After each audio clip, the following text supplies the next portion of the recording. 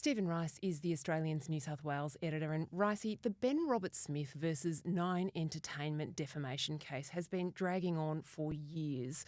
I feel like we're finally getting close to the end, but not without one big last twist. What is happening? Well, it's always, for the last 7 years, it's always been one last big twist. This one is actually very significant and a pretty explosive development. It turns out that Nine, which had been sued by Ben Roberts-Smith for defamation, paid one of its star witnesses $700,000 to, not say anything more about the case after she'd given evidence in it. She had made some pretty serious allegations against Nine's star reporter, Nick McKenzie. She had claimed that he had told her in a phone conversation that essentially that he had access to Ben Roberts-Smith's legal defence, that he knew what Ben Roberts-Smith's lawyers were going to bring up in the case. And that's a pretty serious allegation to make. You're not supposed to have access to the opponent's legal strategy. And she'd also claimed that he had broken a deal with her not to identify her as the source of his information in the case. She was alleged by Nine to have been assaulted by Ben Roberts-Smith, and the judge later decided that there actually wasn't enough evidence to prove that. So putting this in the bigger context, Nine reported allegations against Ben Roberts-Smith that he had allegedly committed war crimes while fighting for Australia as a Special Forces soldier in Afghanistan. Some of those allegations include kicking a man down a small cliff who was restrained and otherwise treating people who were in custody, Afghan people, with cruelty or in fact killing them. Ben Roberts-Smith denied the allegations and announced his intention to sue Nine.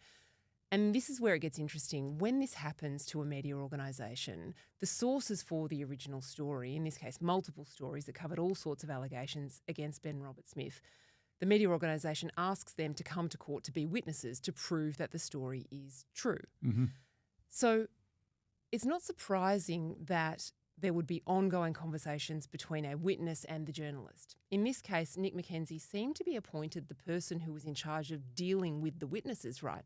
That seems quite unconventional, Ricey. You would think normally it would be lawyers who would be doing that kind of thing.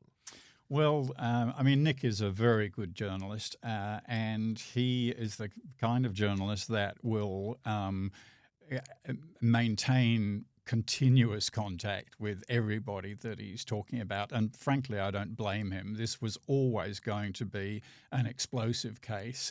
I mean, it was pretty clear from an early stage that Ben Roberts-Smith was going to take legal action if they went ahead with these stories. And you need to know what your witnesses are going to say. McKenzie was obviously very across, the witnesses amongst the soldiers who were going to appear for Nine to defend his stories.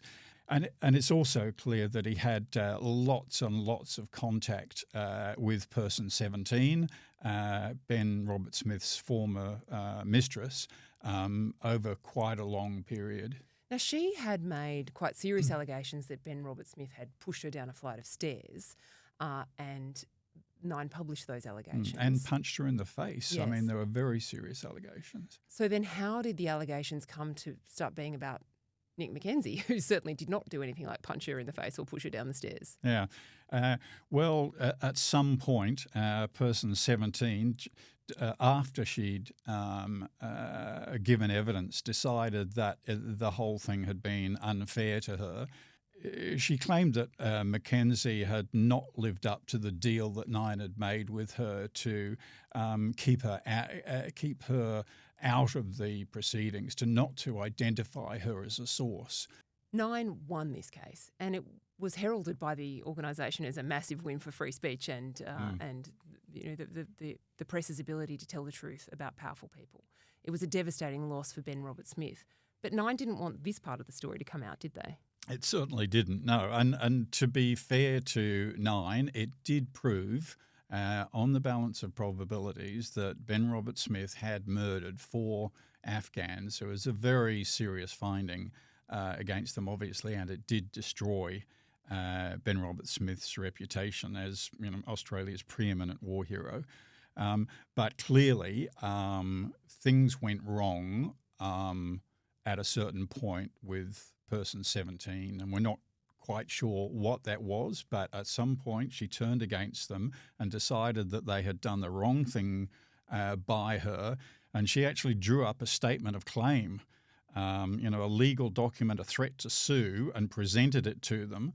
And shortly after that, they, paid her a settlement, an incredibly substantial settlement. I mean, I'm not aware of, in circumstances like this, where a witness who's gone rogue, if you like, has been paid $700,000 to then stay away from the case. Legal tactics are a whole world of their own, and often decisions are made in cases as they progress that don't necessarily reflect whether or not, for example, Nine felt that it had done anything wrong here. It might have just felt that the right thing to do for itself was to cut this off. Absolutely. This woman, person 17, was making serious allegations about Nine's conduct and about Mackenzie's conduct, but we don't know to what extent those allegations are true. And in the midst of the rough and tumble of this $30 million legal case, they decided to make it go away. And media organisations do pay money just to make things go away. But, I've still got to say $700,000 is pretty much unprecedented. Ben Robert Smith took this legal action saying that he just couldn't live with the fact that his name was being blackened unfairly like this. It's been disastrous for him. And we've seen other defamation actions go the same way. Bruce Lemon versus Network 10 and Lisa Wilkinson was a similar disaster. Yeah. With this experience, would your advice, Ricey, and you are a journalist, so you might have a vested interest I here, do. should people sue for defamation? Oh, only if you're crazy. The other, obvious case is the case that Linda Reynolds took against Brittany Higgins. Even when you win, what do where does it leave you? I mean, Linda Reynolds now has her reputation back, but she may lose her house because she can't, it's very unlikely that she's going to recover the costs, the immense costs of her case against Brittany Higgins. So the short answer is no, don't do it. If it had gone the other way too, if Ben Robert Smith had decided, look, I've got a job with Channel 7, I've got a new career, I'm remaking myself outside the military, I'm just going to ignore this. I feel as though there are quite a lot of Australians out there who might think, well, violent things happen in war. He was out there fighting for Australia. He might have pushed a few people down some cliffs or shot some people, but that's what happens in war. I think, I'm not going to say a majority, but certainly there are many, many Australians who would think, look, we send these young men off to war and we ask them to do dirty work and they do it. In at least one of these cases, Ben Robert Smith was actually hunting for Hekmatullah, an Afghan Taliban who had just murdered 3 Australian soldiers in cold blood. I think a lot of people would give a lot of slack for things that happen in war zones. And look, we understand that in this case, the men that Ben Robert Smith has been found to have killed weren't armed, but, soldiers, on the field often have a much better sense than we do sitting back in our armchairs of who the enemy actually is. So I think a lot of Australians, if Ben Robert Smith had just left it, a lot of people would still be in his camp. Do you think, and this is a big call, it's over now? No, the Ben Robert Smith case is never over. Stephen Rice, thank you very much.